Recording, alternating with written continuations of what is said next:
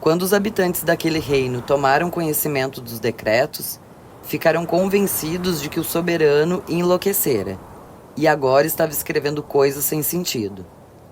Aos gritos, foram até o castelo e exigiram que renunciasse. Desesperado, o rei prontificou-se a deixar o trono, mas a rainha o impediu, dizendo: "Vamos agora até a fonte, e beberemos também. Assim ficaremos iguais a eles." E assim foi feito. O rei e a rainha beberam a água da loucura e começaram imediatamente a dizer coisas sem sentido.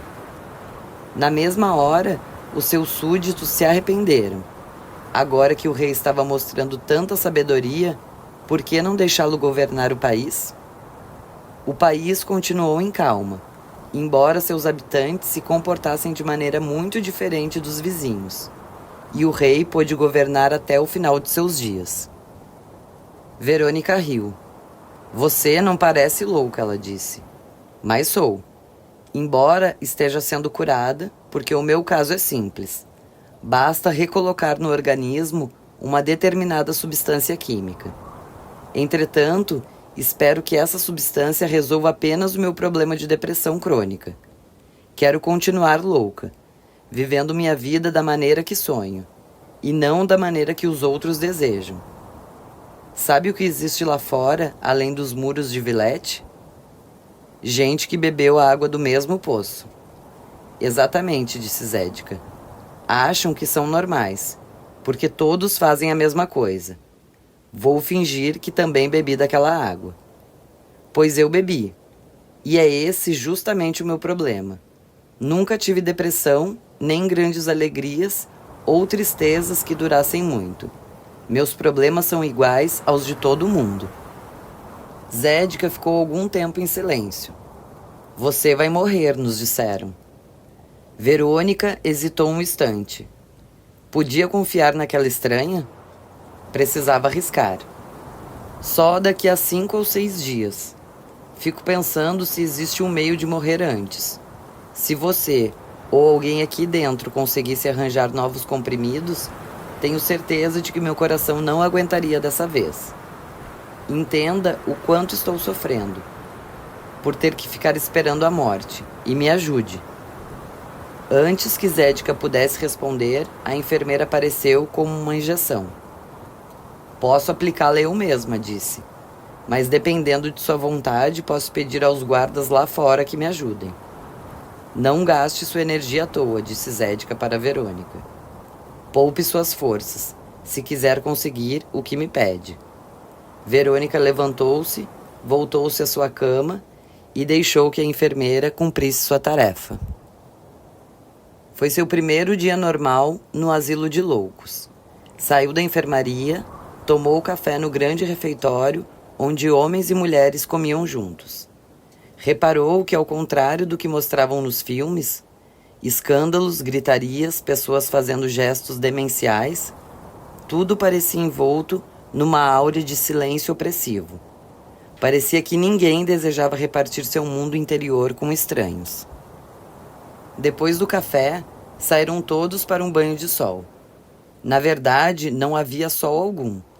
A temperatura estava abaixo de 0, e o jardim encontrava-se coberto de neve. "Não estou aqui para conservar minha vida, mas para perdê-la", disse Verônica a um dos enfermeiros. "Mesmo assim, precisa sair para o banho de sol. Vocês é que são loucos, não há sol. Mas há luz, e ela ajuda a acalmar os internos. Infelizmente, nosso inverno dura muito. Se não fosse assim, teríamos menos trabalho." Era inútil discutir. Saiu, caminhou um pouco, olhando tudo à sua volta e procurando disfarçadamente uma maneira de fugir. O muro era alto, como exigiam os construtores de quartéis antigos, mas as guaritas para sentinelas estavam desertas. O jardim era contornado por prédios de aparência militar, que hoje abrigavam enfermarias masculinas, femininas, os escritórios de administração e as dependências dos empregados. Ao final da primeira e rápida inspeção, notou que o único lugar realmente vigiado era o portão principal, onde todos que entravam e saíam tinham suas identidades verificadas por 2 guardas. Tudo parecia estar voltando ao lugar no seu cérebro. Para fazer um exercício de memória, começou a tentar lembrar-se de coisas pequenas, como o lugar onde deixava a chave do seu quarto, o disco que acabara de comprar, o mais recente pedido que lhe fizeram na biblioteca. "Sou Zédica", disse uma mulher se aproximando. "Na noite anterior não pude ver seu rosto. Estive agachada ao lado da cama todo o tempo da conversa. Ela devia ter aproximadamente 35 anos e parecia absolutamente normal. Espero que a injeção não tenha causado muito problema. Com o tempo, o organismo se acostuma e os calmantes perdem o efeito. Estou bem. Aquela nossa conversa ontem à noite, o que você me pediu, lembra?" "Perfeitamente." Zédica pegou-a pelo braço e começaram a caminhar juntas, por entre as muitas árvores sem folhas no pátio. Além dos muros, podiam-se ver as montanhas desaparecendo nas nuvens. "Está frio, mas é uma bonita manhã", disse Zédica. "É curioso, mas minha depressão nunca aparece em dias como esse, nublados, cinzentos e frios. Quando o tempo estava assim, eu sentia que a natureza estava de acordo comigo, mostrava minha alma. Por outro lado, quando aparecia o sol, as crianças começavam a brincar nas ruas, e todos estavam contentes com a beleza do dia, eu me sentia péssima, como se fosse injusto que toda aquela exuberância se mostrasse, e eu não pudesse participar." Com delicadeza, Verônica soltou-se do braço da mulher. Não gostava de contatos físicos. "Você interrompeu sua frase. Você estava falando do meu pedido. Tem um grupo aqui dentro. São homens e mulheres que já podiam ter alta, estar em casa, mas não querem sair. As razões para isso são muitas. Villette não é tão mal como dizem, embora esteja longe de ser um hotel 5 estrelas. Aqui dentro todos podem dizer o que pensam, fazer o que desejam, sem ouvir qualquer tipo de crítica. Afinal de contas, estão em um hospício. Então, na hora das inspeções do governo, esses homens e mulheres comportam-se como se estivessem no grau de insanidade perigosa, já que alguns deles estão aqui à custa do Estado. Os médicos sabem disso, mas parece que existe uma ordem dos donos, deixando que essa situação permaneça como está, já que existem mais vagas do que doentes. Eles podem arranjar os comprimidos? Procure entrar em contato com eles. Chamam seu grupo de A Fraternidade."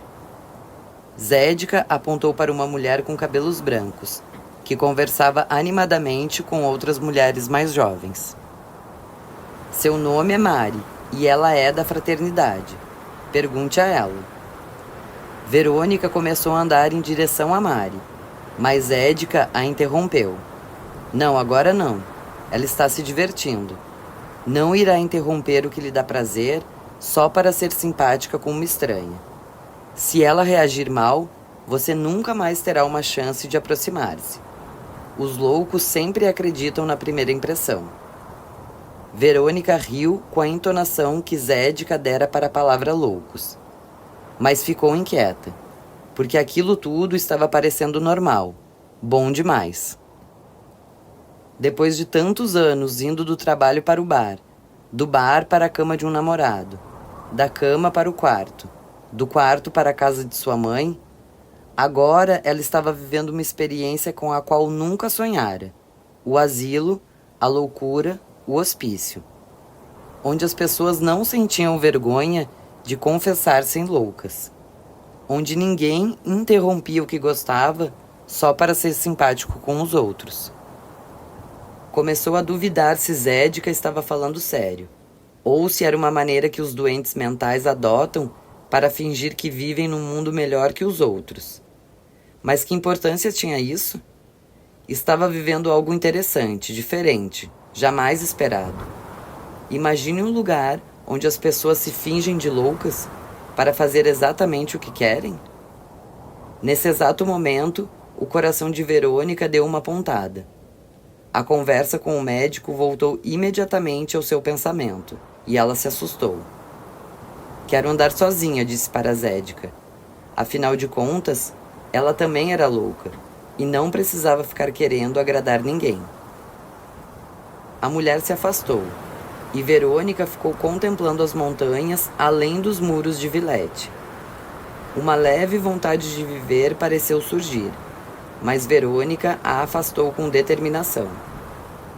Preciso arranjar logo os comprimidos.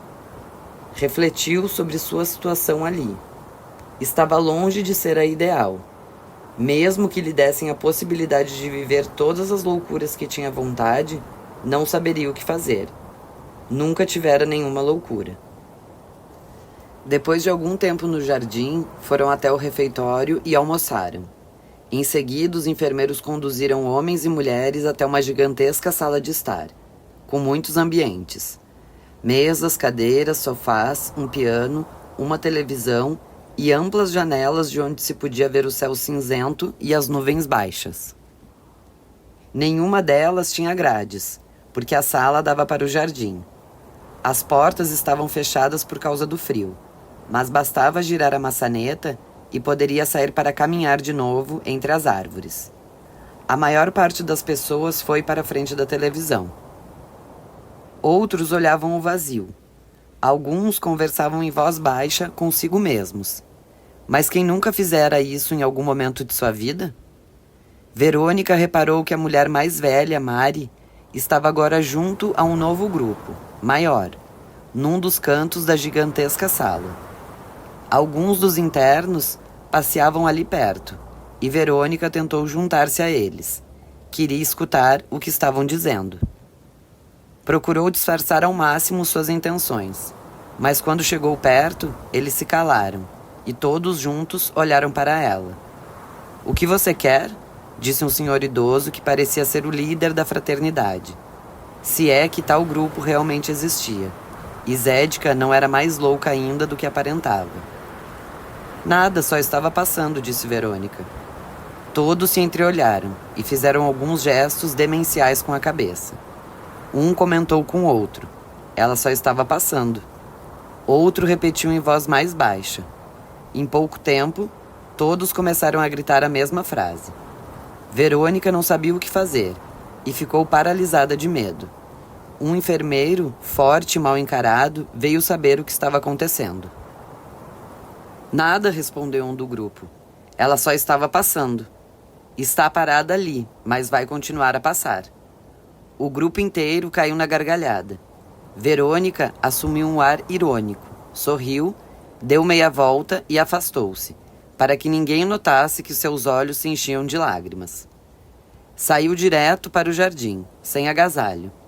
Um enfermeiro tentou convencê-la a voltar, mas logo apareceu outro, que sussurrou algo, e os dois a deixaram em paz, no frio. Não adiantava cuidar da saúde de uma pessoa condenada. Estava confusa, tensa, irritada consigo mesma. Jamais se deixara levar por provocações. Aprendera desde cedo que era preciso manter o ar frio, distante, sempre que uma nova situação se apresentasse. Aqueles loucos, entretanto, tinham conseguido fazer com que ela tivesse vergonha, medo, raiva, vontade de matá-los, de feri-los com palavras que ela não ousara dizer.